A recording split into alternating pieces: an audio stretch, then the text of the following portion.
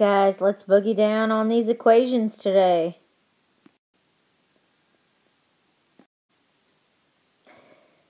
What we're going to do today is basically a review of what we've done before. So we're going to go over a couple goals that you should have in the back of your mind when you're trying to solve an equation.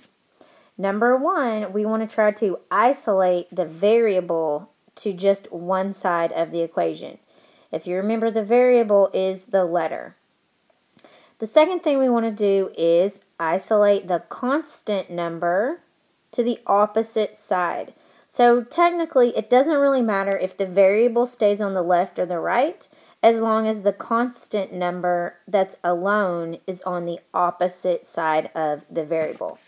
So we're going to work out 4 of the questions from your homework, and we will start with number 1. If you look at number 1, it says negative 20 equals negative 4x minus 6x. So if you think back to when we solved these before, one of my strategies was draw a line down from the equal sign to split your equation into 2 halves. We have the left side and we have the right side. If you think back to the slide just before this one, we said our goal was to isolate the variable to only one side.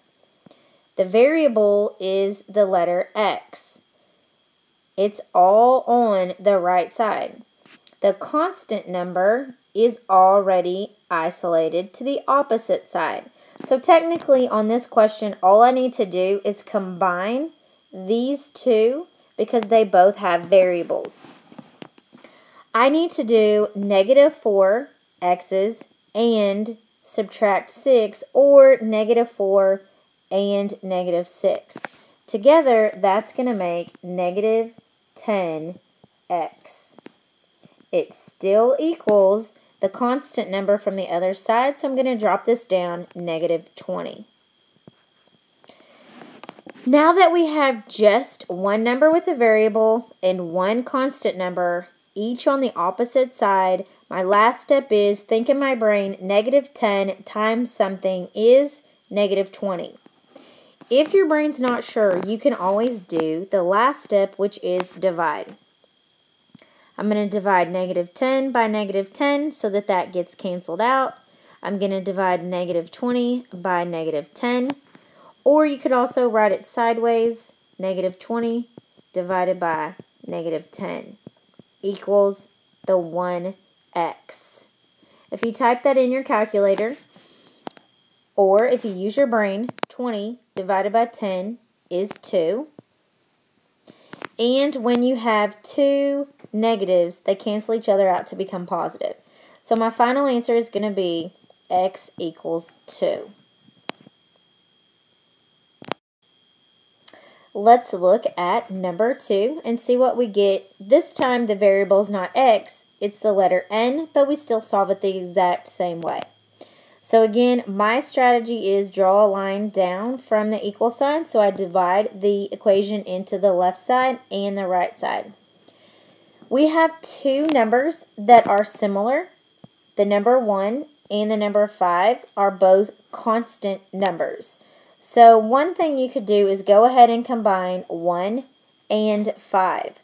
When you combine them, they make 6. So now this is going to say 6 minus 2n equals 6. Right now, I do not have just the variable isolated on the right side. I also have a constant number on the same side. We want to get rid of this 6 so that all the constant numbers are on one side alone. To get rid of 6, right now it's positive, so I'm going to make it negative, or I'm going to subtract 6. When you do that, 6 minus 6 cancels each other out to be 0. And I have the exact same numbers on this side. So also, my constant number now turns into 0. I'm going to drop down my negative 2n.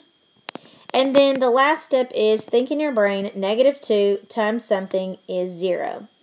Or you can always divide by the same number. Divide by negative 2, divide by negative 2, or you can write it sideways, 0 divided by negative 2 equals, and then your final answer, n, is 0. It is possible to have a 0 as your constant number. If you ever get a 0 as the number by your variable, then there would be no solution. And we had that one time before. But if 0 is your constant number, I can physically type in 0 divided by negative 2 in my calculator and get a solution. So this one is solvable. Alright, I'm going to move on to number 14, and this is on the back. And the reason I chose to do this one is because it has a parentheses, and when we did this the first time, a lot of people struggled with the parentheses. So I'm going to do 2 different questions that have parentheses in it for you. I'm still going to start out my process the same way by dividing the equation in half. And on the left side, I have a variable and 1 constant number. But on the right side, you see this parentheses. I need to distribute the negative 2 that's on the outside with the 2 different numbers on the inside. So basically, I'm making 2 separate multiplication problems. When I write this out, I'm going to write negative 2 times 1, and I'm going to write negative 2 times this 7 has a negative in front of it or a subtract. So I'm going to keep that sign with the 7. So in parentheses, I'm going to write negative 7n. So you can either do this in your brain or type it in your calculator. Negative 2 times 1 is negative 2. Then again, in your brain or type it in your calculator, negative 2 times negative 7n is positive 14n. So the rule is negative times negative is positive. If you have 2 negatives, they go together and cancel each other out. Okay? I'm going to copy down the rest of my equation from the left side because those aren't changing. 5n plus 34. So at this point, it doesn't really matter. If you want to keep the variables on the right side, you can. Or if you want to move them and keep the variables on the left side, it's totally your choice. I personally like the variables on the left side, but if you want to do it the opposite way, we will still get the exact same answer. So the first thing I'm going to do is move this positive 14n to the other side. To get rid of positive 14n, I need to do the exact opposite, which is negative 14n. Negative 14n. The reason I'm doing that is because now 14 minus 14 gets me 0. So all I have left on this side to drop down is negative 2. I can also drop down the positive 34. And then I need to look at 5 minus 14. You can either type it in that way in your calculator, or you can type in 5 plus negative 14. When the signs are different, one positive and one negative, it's really a subtraction problem. So 14 take away 5 is 9. N. And then you look at which number has more. Is 5 more or is 14 more? 14 has more. It has a negative sign. So overall, my answer is going to stay negative. Now I have all my variables on the left side, but I also have a constant number on the left side. I need to move all my constant numbers to the opposite side. So to get rid of positive 34, I'm going to have to do negative 34 or subtract 34. Again, if I have positive 34 and negative 34, those cancel out to be 0. So the only thing I have left on this side is negative 9n equals, on the right side, I have negative 2 and negative 34. You can either type in negative 2 plus negative 34, or you can type in negative 2 subtract 34. If I'm in the negatives and I'm going more in the negatives, it just keeps getting more and more negative. So really, I should add 34 and 2 to get 36. And they're both negative, so I'm going to stay on the negative side of the number line. The last thing I need to do is think in my brain. Negative 9 times something is negative 36. You could also type this in your calculator. Negative 36 divided by negative 9. And your final answer should be n equals 4 for number 14. The last one I'm going to do with you is number 18 because it has 2 sets of parentheses. It shouldn't be that much more difficult. We're just going to solve it the same way we did number 14. We're just going to have several things we need to combine before we can solve. My strategy is draw a line down from the equal sign so you can split the left from the right. On the right side, I already have one constant number, so I'm going to try to move all my constant numbers to the right side when I'm finished. Again, the parentheses means you actually need to create multiplication problems. So first I'm going to do negative 3 times 4x, and then I'm going to do negative 3 times positive 3.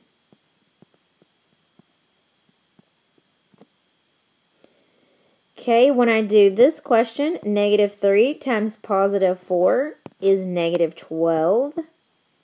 I'm going to bring that variable down, so it's negative 12x.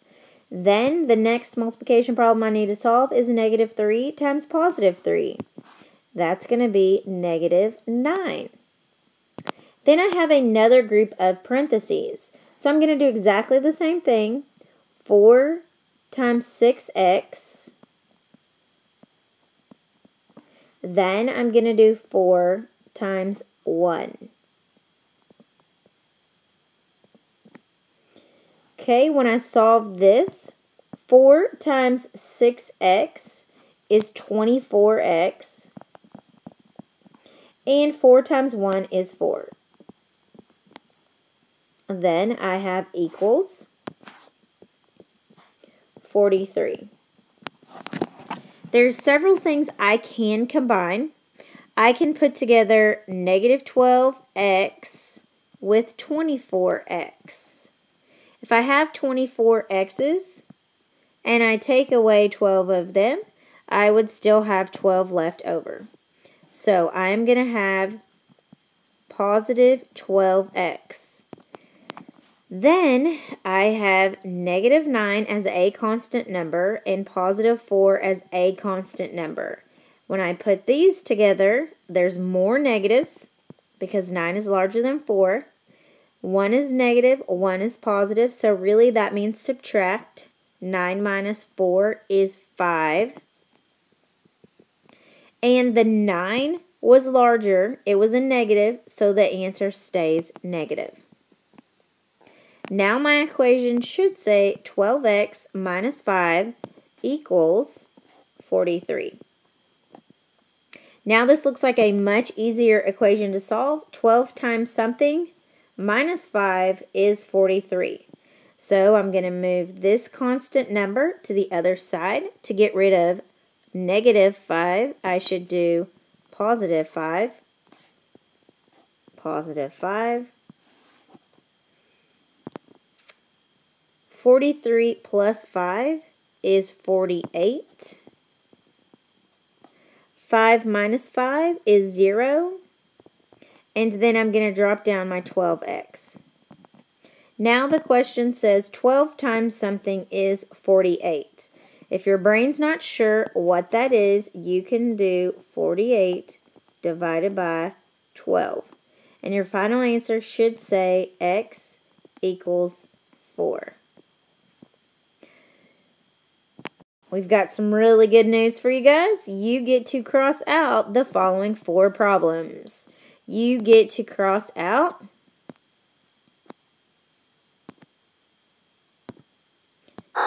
number 9, number 11, number 12, number 17. So enjoy your Tuesday. I hope you have an awesome day. And boogie down.